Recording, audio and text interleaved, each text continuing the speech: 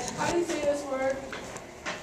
Alright guys, so this is chapter 5, the integumentary system. The integumentary, is that the word you're talking about? Mm-hmm. Okay, it is integumentary. That's how you say it. It's made up of the skin and its appendages, which are skin, hair, nails, and that's usually the only things that I remember. But it also has sebaceous glands and sweat glands. Do we have a slideshow for this? Nope. Integumentary means covering. And there are 3,000 square inches of surface area. There's a lot. So here's a little animation. We were done.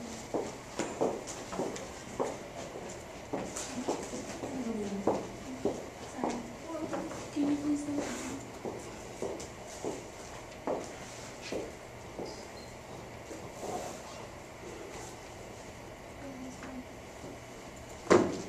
Skin, the largest organ in the body, serves as a barrier against invasion.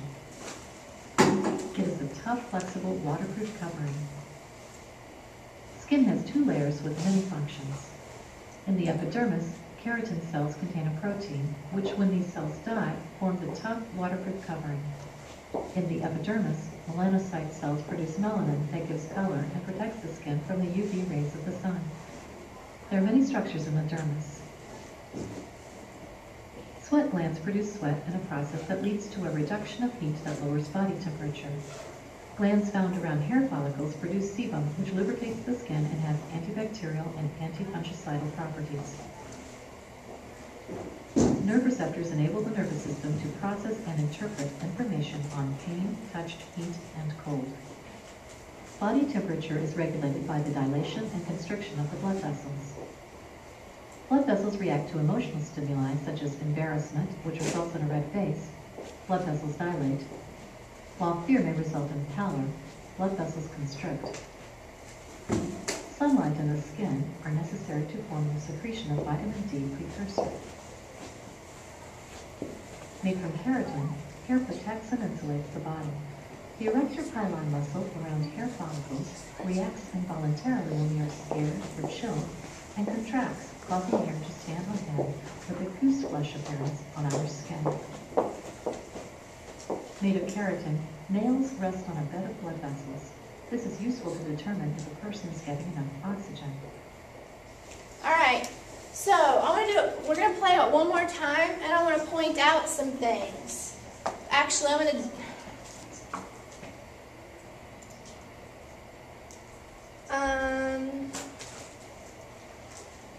yeah.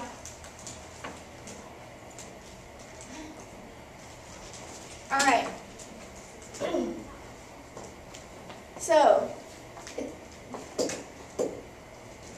it tells us some functions. Well, our skin is tough, flexible, and waterproof. That's the #1 function of skin.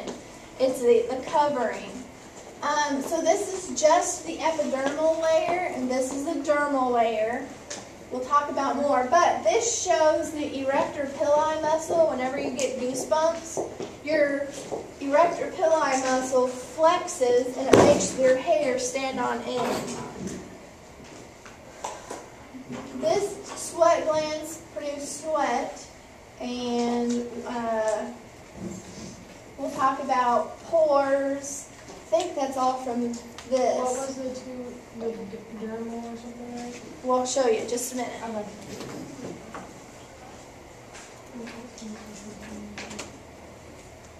I think it's the next slide. Alright, so the functions of skin. 1, it's a covering. And it protects us. It's our first barrier. It doesn't let in microbes or microorganisms unless you have a lesion, a tear, or there's something, like a cut that opens your body up. Your skin helps to regulate body temperature, like it said. in that presentation, when blood vessels constrict, we turn white, and when our blood vessels dilate, we get flushed or red. So getting embarrassed, we get flushed.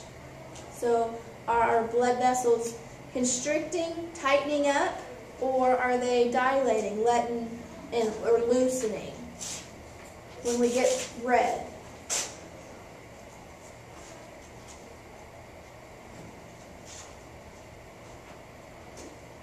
When we turn red, do they constrict or dilate? They dilate.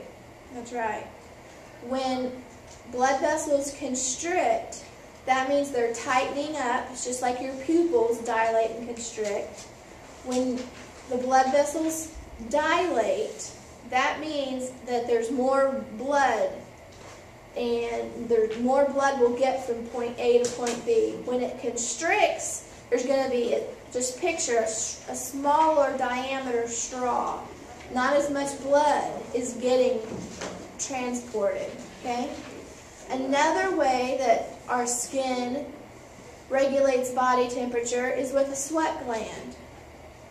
Our body produces sweat. It's called evaporative cooling. When the water or sweat gets evaporated, it takes heat with it. That's the same reason that a dog pants. It's got its tongue, open, or its mouth open and the tongue hanging out. It's panting. It's trying to get cooled down, so that when the water leaves, it's taking the heat with it. Okay. So there are the three ways: constrict, blood vessels constrict or dilate, and then we have sweat. 3 ways our body regulates temperature. Our body manufactures vitamin D. We have to have a precursor. That just means our body can't just make vitamin D out of anything. We have to have something else, and then our body with sunlight can make vitamin D.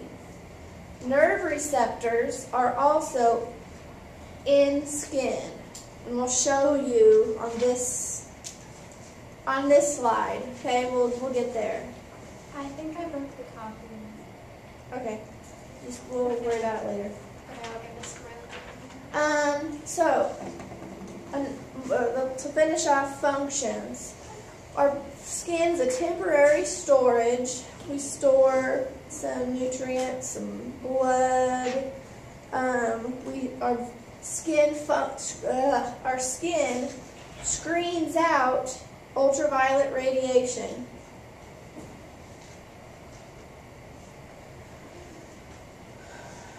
It also has absorptive properties. We absorb lotion, we absorb water, it can absorb nutrients, vitamins.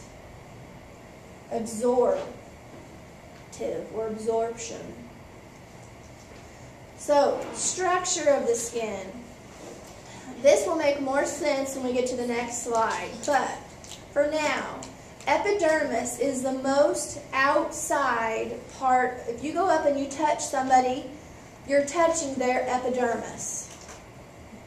And the epi means out, epidermis, and dermis means skin, so outer skin. Okay? Any questions there?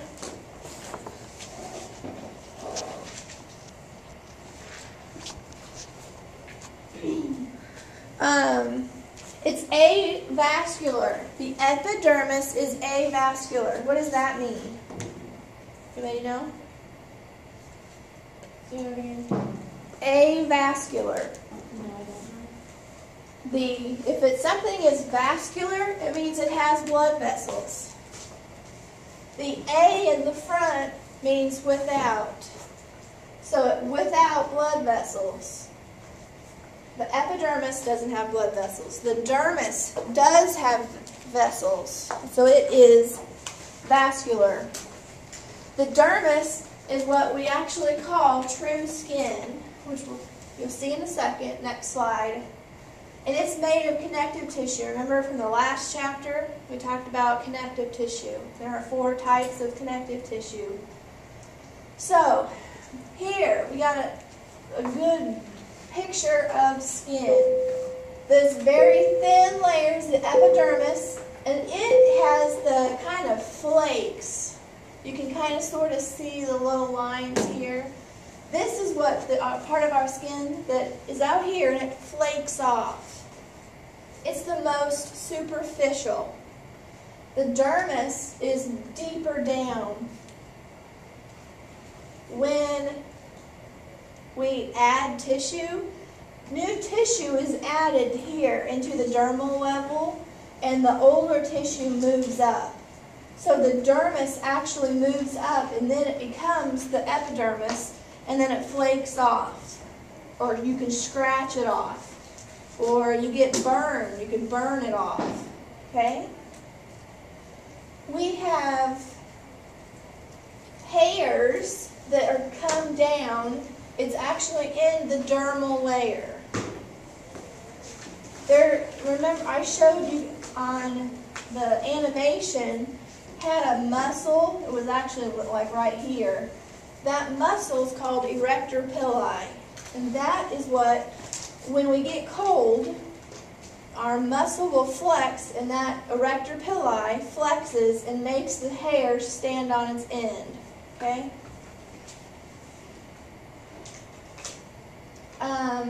And that, when the hairs stand up like that, the animation called it goose flesh.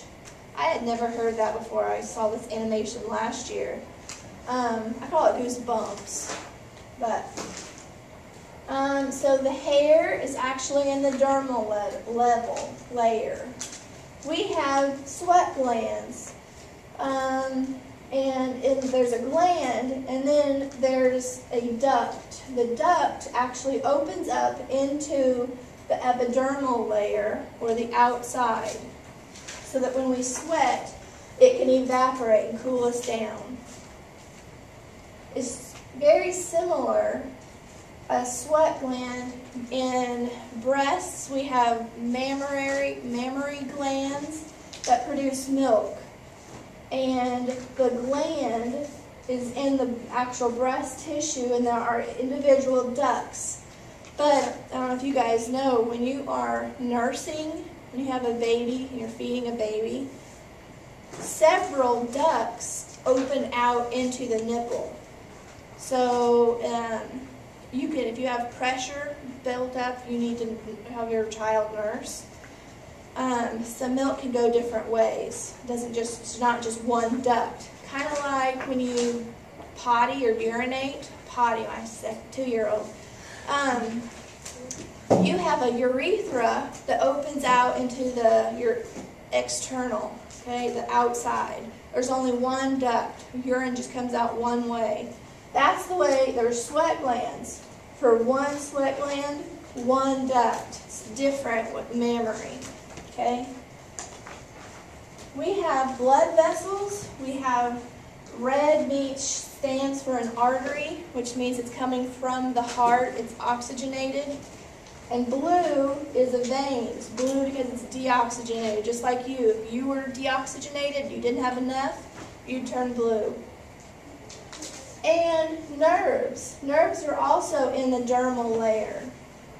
If you got like a 1st-degree burn, that degree tells how far down you got burned. And when you get, I don't remember if it's 3rd degree, I believe, that means it's gotten the nerves and the nerve receptors, so it's not painful because you don't have the nerve receptors to tell you it's hurt, they burned up. It's painful because you don't have the glands producing sweat, you don't have sebaceous glands also around oil or letting oil off, so your skin becomes dry. And it also has dead tissue, which is painful. You have to have that debrided or removed. Also, hairs You know, if you pull a hair, it's painful. It's kind of the same thing. You know, things are connected, other tissue connected to the dermal layer. So that's why it's painful. But, and when you dry out, it's painful. Anyway, so the blood vessels and the nerves, dermal. And then underneath the dermal thick layer, look how thick. The epidermal is very thin, and dermal is very thick, okay? Subcutaneous, sub means below, cutaneous is the skin. Actually, the OUS is the suffix. So it's underneath, sub is below or under, the dermal skin layer, subcutaneous. And that is adipose, we talked about last chapter. Let's see.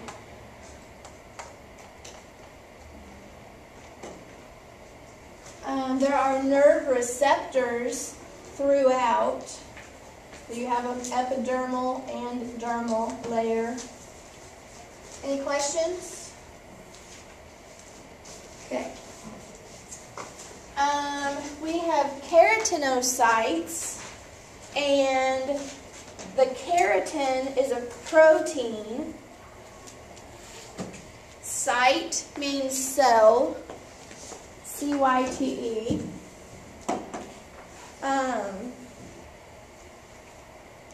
And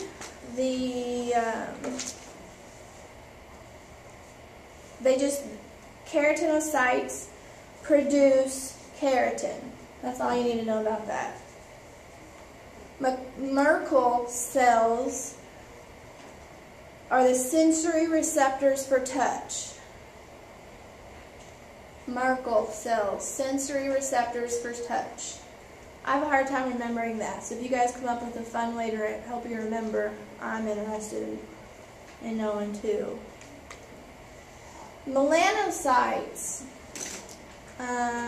There's cyte again, which means cell, and melanin.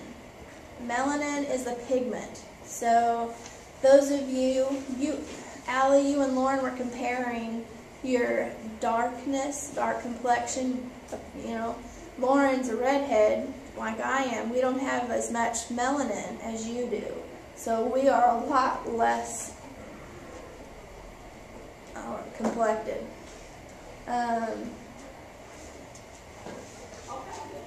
They also protect against ultraviolet rays from the sun. That's why we burn easier. Langerhans cells, which when we get a little further, well, quite a bit further, a different chapter, you guys hopefully will remember Langerhans cells. But they're different from islets of Langerhans, which are in the pancreas. But Langerhans cells are our defense of skin against microbes. The Langerhans cells. Defense of the skin against, or for skin against microbes or microorganisms. Okay? Would you give them a copy of chapter 5, please? Yeah. And so did you get it figured out? Yeah, I had office aides come, and then they had to reset the whole thing, because I messed it up pretty bad. Okay.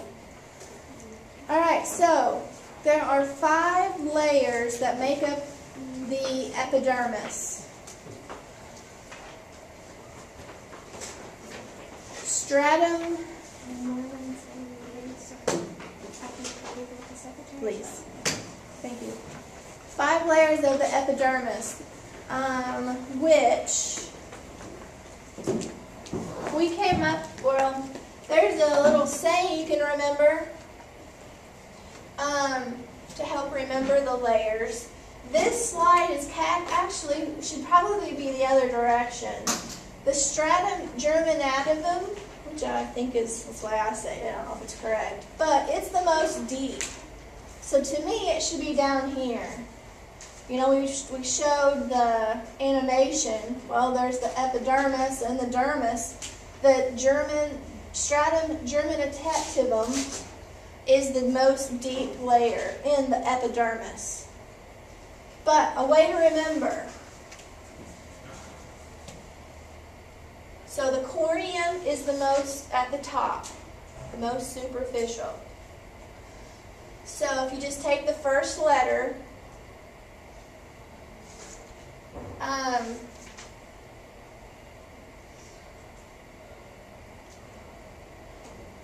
don't remember this one. Carl loves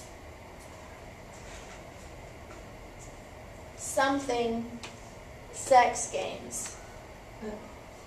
Carl loves, I don't remember. Giving? I don't remember. I'll have it late tomorrow. But, and up here is the flaky, or the most superficial part. Who came up with that? What? Who came up with that? This morning's class. Why? You don't like it? No. If you come up with the one that's better, let me know. It does not sound school appropriate at all. Are you really? Well, if you don't think it's, I mean, you guys are juniors and seniors. You have to be responsible. Most of the time, if you give you a way that's got a sexual something, you remember it better. But I will remember that you were offended, and will try to keep it cleaner than that. And I don't care. Okay. So if this whole part is the epidermis. Remember when we just showed it, this was the epidermis, this was the dermis, and this is the sub-Q. Okay? All 5 of these layers are here in the epidermis.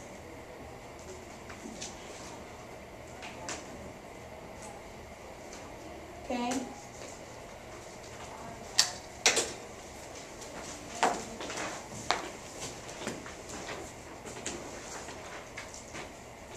So the dermis is also called the corium. It is thicker and more deep, or the inner layer of the skin. It has the nerve receptors, and it is what holds those blood vessels and helps with heat regulation. What are the 3 ways that our skin helps with heat regulation? Yeah. Sweat is one. What's another one? Eddie. What's one of the other ones? Waterproof? Well, that's not really one of the ways. Remember, it's got something to do with blood vessels. Their emotions. It constricts. Constrict. What's the other one? The opposite of constrict. What is it, Lauren? Expand. What's the word for that? What happens when we're pregnant and we're going to have a baby? What does our cervix do? Opens. What's the word? Dilates. Our cervix and our eyes, our pupils dilate, and so do blood vessels. So the 3 ways, you guys, this is a test question, I'm telling you. The 3 ways that skin functions, or the 3 ways skin regulates heat or temperature. It constricts and dilates pupils and sweat. Those are the 3 ways. Dilates pupils. That's just another example of something that dilates in our body. Constricts, dilates, and sweat. Right.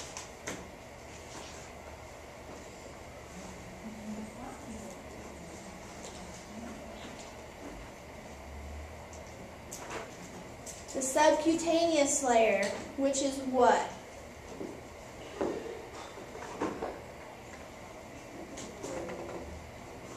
Yeah. It's a layer right underneath the skin.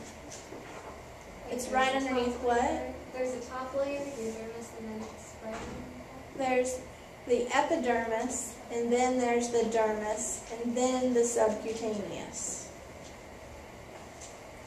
It's also called hypodermal. What's hypo mean? Remember? What about, what? Yes, good.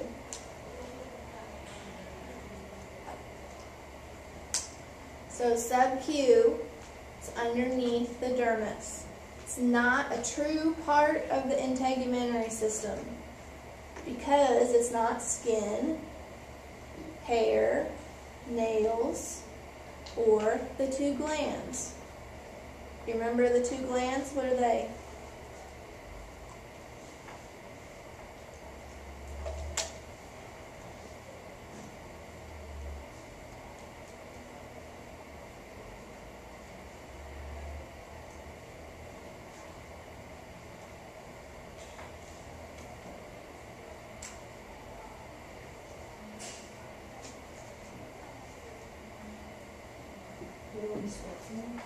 Sweat glands, very good. You weren't even here to hear that part. How about sebaceous? You remember that? What's the name of the muscle that makes the hair stand on end?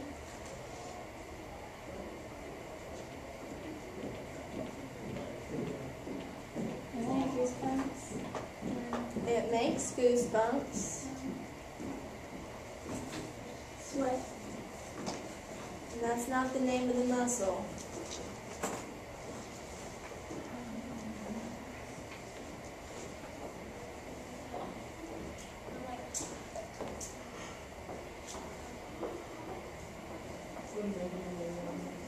What? Is that photo baby really I have no clue.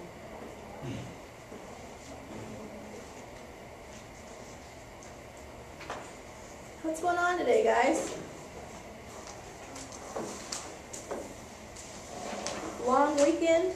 Too long?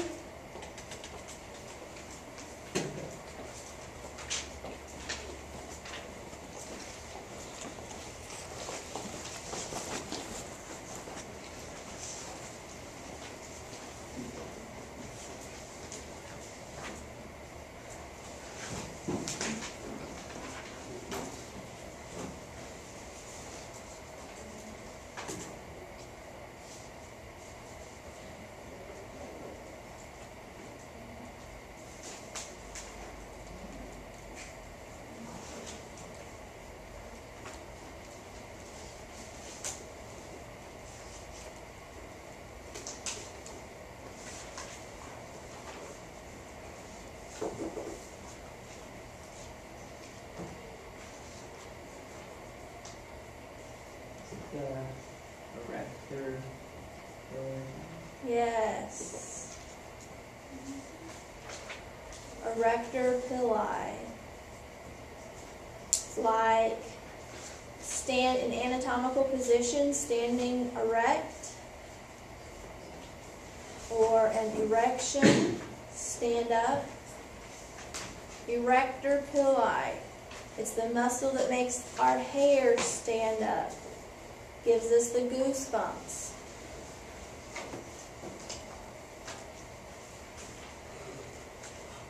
We'll start hair tomorrow. You want to over this I'm going to start it over with you guys. Huh? Well, hold on. We'll get back to the beginning. one?